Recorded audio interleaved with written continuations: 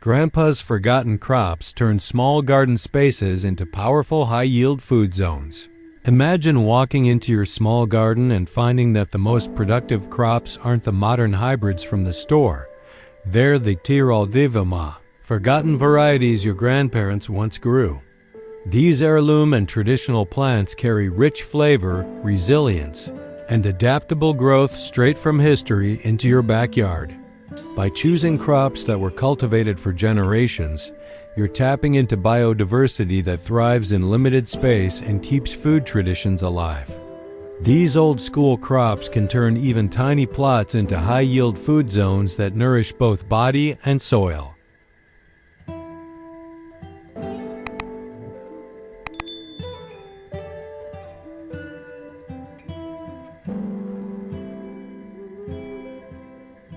One, heirloom beans, nitrogen-fixing yield machines. Heirloom beans are another forgotten crop category that's ideal for turning small garden spaces into heavy-yield food zones. Beans are nitrogen fixers, meaning they actually improve soil health by capturing nitrogen from the air and storing it in the ground for future crops to use. This means you're not just harvesting beans, you're fertilizing your soil naturally, making it more productive over time for everything planted afterward. Many heirloom bean varieties are vigorous climbers, so by training them up trellises or stakes, you free up valuable ground space for other plants below. You'll find heirloom beans in bush and pole types, each with its unique benefits. Bush beans grow quickly and don't need support structures, while pole beans climb and yield over longer periods. Because beans fix nitrogen, they can help heavy feeders like squash and corn grow better when planted nearby in companion systems like the traditional Three Sisters planting method. This supports not only higher yields, but also smarter use of vertical space in small gardens. When harvesting beans, regular picking encourages more production, giving you fresh pods all season long. Small space gardeners should think creatively when integrating heirloom beans into their plots. Train climbing varieties along garden fences, trellises, or even teepee-style supports over narrow row beds. This strategy gives you a vertical harvest that doesn't crowd your ground space and lets you plant greens, herbs, or root vegetables beneath. In every way, heirloom beans deliver nutrition, soil health benefits, and sustained harvests, a hallmark of forgotten foods brought back into modern relevance.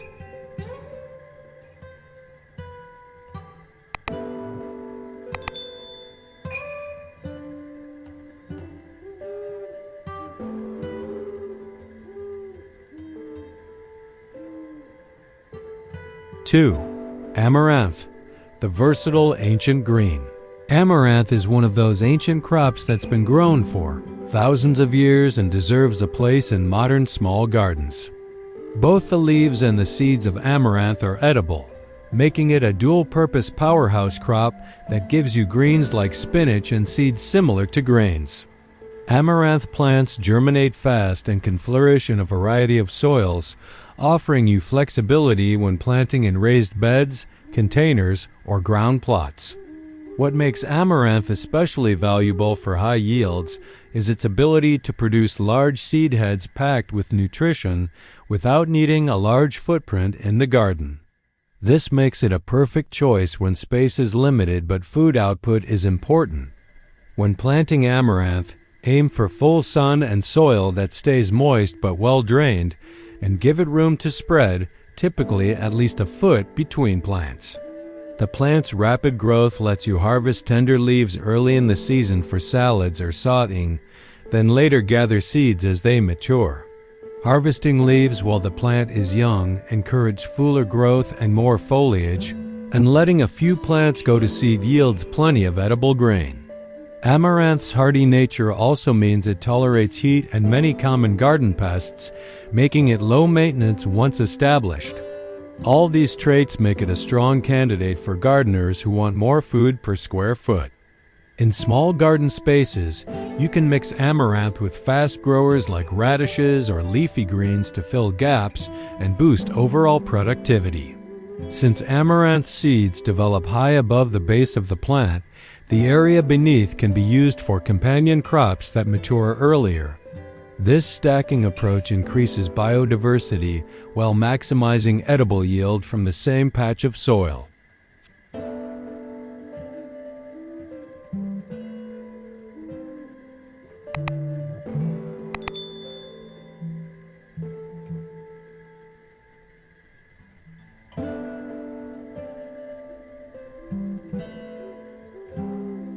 3. Millet, ancient grains for modern gardens. Millet is one of those forgotten grain crops that used to feed whole communities, yet today it's rare in many backyards. Part of a group of ancient grains that also includes sorghum and buckwheat, millet is nutritious, drought-tolerant, and surprisingly productive for its size. These grains can be grown in compact spaces, either in small patches or in pots, making them ideal for gardeners who want to harvest both seed and greens. Millet plants tend to handle heat and less than ideal soils better than many modern cereals, which makes them a resilient choice in challenging gardens. Because these grains were staples before industrial agriculture took over, they offer the hidden benefit of crop diversity and long-term food security in your garden plan. Planting millet in a small garden feels like reconnecting with history, but the payoff is very real.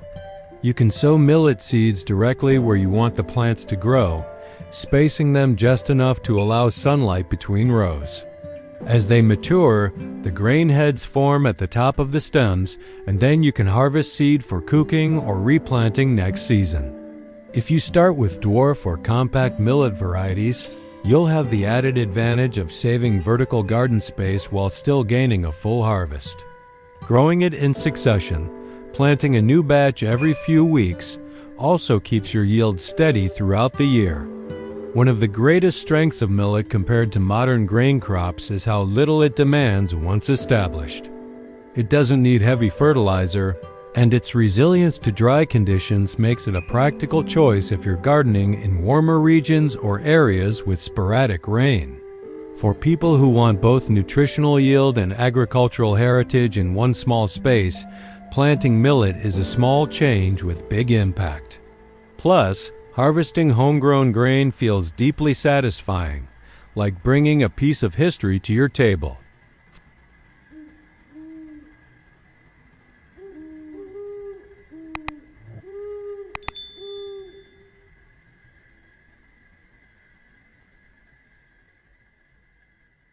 Four. Mirabilis expansa mauka, hidden root treasure. Mirabilis expansa, sometimes called mauka or chago, is a forgotten Andean root crop that deserves a second look in home gardens.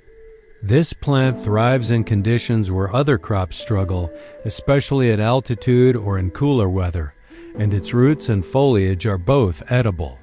In its homelands in the Andes, mauka was a staple food before becoming nearly forgotten, but the roots can grow to impressive sizes and are nutritious when cooked properly. Growing mauka in a small garden is like adding a sweet, hearty root vegetable without needing a whole field to cultivate it. Because mauka tolerates soils that may not suit more common crops, it's a great candidate for gardeners seeking new, resilient food yields from their plots. To grow mauka successfully, start with healthy root pieces or nursery plants if available, and place them in loose, rich soil where they have room to expand underground. They don't need constant watering like lettuce or leafy greens. Regular moisture is enough, and they benefit from consistent sunlight. As the season progresses, you'll see leafy tops grow outward while the roots mature below. When the timing is right, you can harvest the tubers for cooking much like sweet potatoes or cassava, making them a versatile food crop in your rotation. Growing mahuka is like rediscovering a sweet, dense, storage-friendly root that your modern grocery never sells. What's unique about crops like mahuka is that they encourage gardeners to think beyond the usual list of vegetables and try something unfamiliar yet rewarding. Because it's still relatively rare, you might need specialty seed sources or growers to find plants it. But once established, mauka becomes a meaningful part of your small garden food system. Imagine harvesting roots that are part of ancient diets. That's what makes growing forgotten crops so special. It's not just food. It's living history beneath your hands.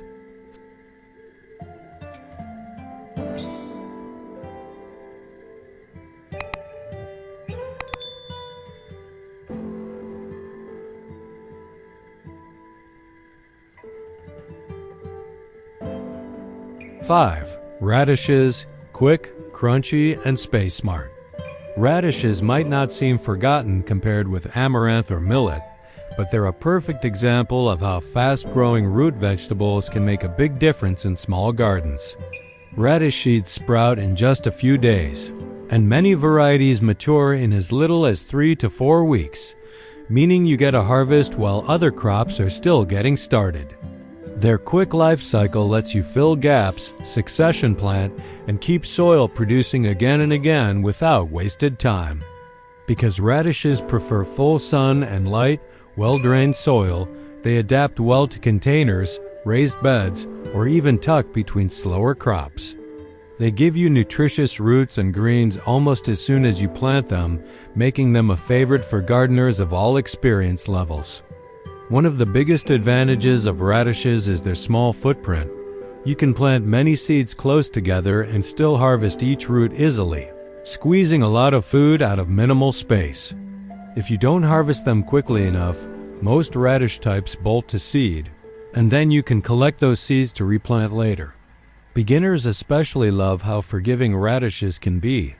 They're tolerant of less than perfect soil, and even when planted in succession a few weeks apart, they often deliver crisp roots without fuss.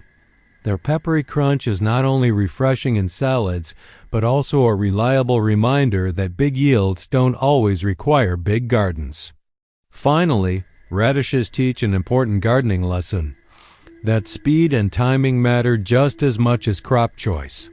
Because they mature quickly, they allow you to experiment with intercropping and fill beds while you're waiting for longer-term crops to mature. When you master quick crops like radishes, your small garden starts feeling fluid and productive rather than slow and limited. That's the magic of smart plant selection for high yield and compact spaces.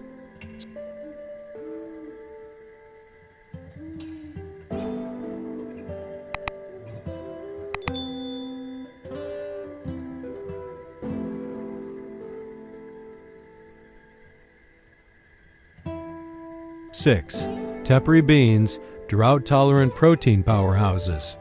Tepary beans are one of those old-world crops that have been cultivated for thousands of years and are perfect for gardeners seeking drought-tolerant, high-yield legumes. Originally grown by Native American communities in the harsh deserts of the southwestern United States and northern Mexico, tepary beans have been selected over centuries to survive with very little water, something modern gardeners can really appreciate as climates change. In a small garden, teparies offer more than just food. They fix nitrogen into the soil through their root systems, improving fertility for plants grown later in the season.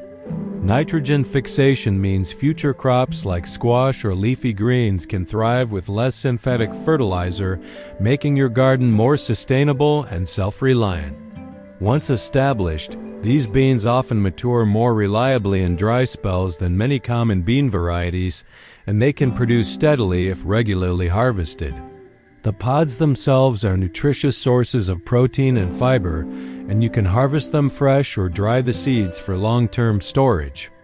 Plant tepary beans in warm soil with consistent sun and give them a support structure so vines can climb and free up ground space for other crops.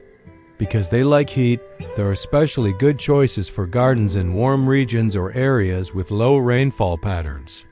These beans can be interplanted with other heat-tolerant crops or ground covers to make the most of every inch of soil. Harvesting regularly encourages the plant to make more pods, increasing your overall yield in a compact space. In small gardens, tepary beans become a reliable, year-round source of nutrition and soil improvement, proving that sometimes the oldest crops really are the smartest ones to plant. They remind us that traditional agriculture developed solutions to challenges like drought long before modern irrigation systems existed.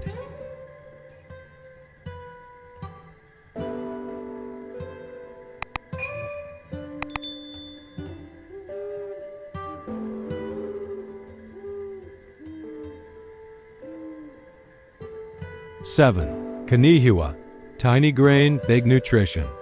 Kanihua, also spelled kanahua, is a close relative of quinoa and one of the forgotten Andean grains that's worth rediscovering in your garden for both seed and leaves. This ancient crop was widely cultivated in Bolivia and Peru long before colonial agriculture reshaped crop choices in the region, and today only a fraction of its varieties are still grown.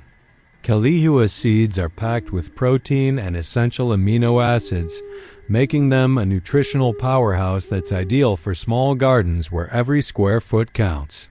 While its seed heads are smaller and lower to the ground than quinoa, the plant can still yield a robust harvest if given good sunlight and well-drained soil. The leaves of Kanihua are also edible and can be cooked like spinach or added to soups and salads, adding even more food from the same plant. This dual purpose, giving both greens and grains, makes Kanihua especially valuable in high-yield planting plans where space is limited. To grow Kanihua successfully in a compact garden, start the seeds early and space plants so they won't shade one another too much. Because seed heads develop above the foliage, you can also plant low-growing herbs or quick greens nearby to fill gaps and harvest multiple crops from the same patch. Kanihua is a resilient plant and can adapt to different weather conditions, making it a smart choice for gardeners who want more nutrition per square foot. Including Kanihua in your planting plan not only boosts your food output, but also adds a fascinating connection to ancient agriculture and overlooked food species. It's a reminder that many useful plants were once staples around the world, and they still have a place in modern sustainable gardening when we give them a chance.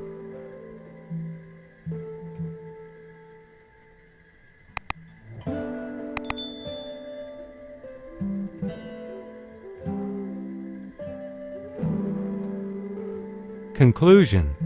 As you've seen through these 7 Grandpa-approved crops, small garden spaces don't have to mean small food yields, not when you plant with purpose and learn from the gardening wisdom of the past.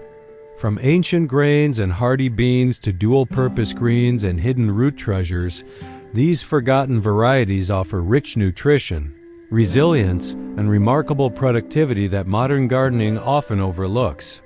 Growing them in harmony teaches you how to make every square foot count while building soil health, preserving biodiversity, and reconnecting with traditional food culture. Whether you're a beginner or a seasoned gardener, integrating these crops into your garden plan can turn even the tiniest plots into powerful, sustainable food zones that nourish both body and soul.